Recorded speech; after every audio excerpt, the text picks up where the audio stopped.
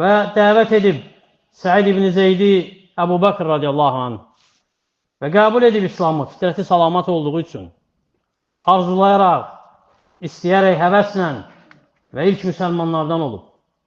Və İslamı qəbul etdiyi vaxt hələ Peyğəmbər sallallahu aleyhi və səlləm Arqam İbni Arqamın evinə daxil olmamışdı. Dəvəti orada hələ başlamamışdı. Lakin İslamı qəbul edəndən sonra əziyyətlərə məruz qalıb, xüsusən də öz qövmündən və xüsusən də ən yaxınlarından, Ömər ibn Xattabdan, radiyallahu anhudan, hələ İslamı qəbul etməmişdən. Çünki Ömər radiyallahu anhunun kürəkəni idi. Bacısı Fatimə bint-i Xattabla evlənmişdi.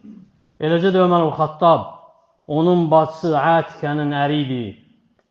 Vəziyyət görüb ondan, necə ki özü vəsf edir, radiyallahu anhu və toxunacaq. Necə əziyyət edib Ömər radiyallahu anhu onu hələ İslamı qəbul etməmişdən.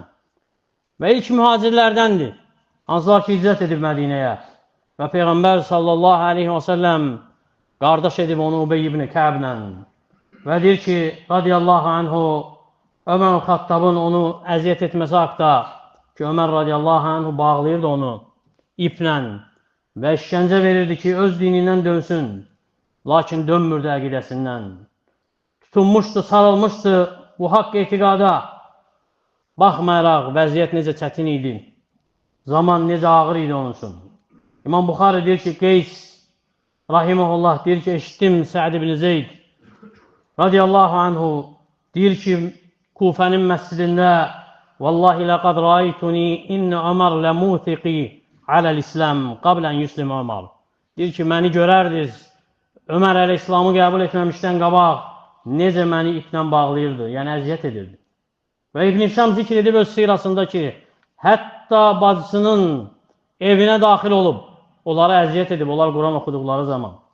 Və səbəb olub, Ömər radiyallahu anhunun İslamı qəbul etməsinə, ona görə də oxşuyub atasına, salamat etiqadda, sabit, doğru əqidə üzərində olmaqda və Allah Teala hidayət edib onu. Və Peyğəmbər sallallahu aleyhi və səlləmə əl uzatması, ona beyət etməsi İslama və Peyğəmbərin də onu cənnətlə müjdələməsi heç də təəccüblü deyil onun imanına görə.